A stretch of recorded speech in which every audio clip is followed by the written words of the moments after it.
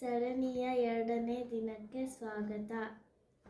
ಪುರಂದರದಾಸರು 1484ರಲ್ಲಿ ಆರಗದಲ್ಲಿ ಜನಿಸಿದರು.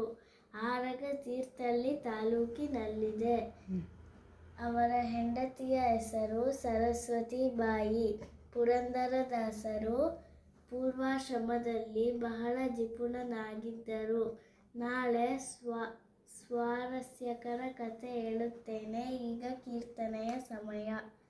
ಪಿಳ್ಳಾರಿ ಗೀತೆಗಳು. ರಾಗ ಮಲಹರಿ, ತಾಳ ರೂಪಕ ತಾಳ. ಶ್ರೀ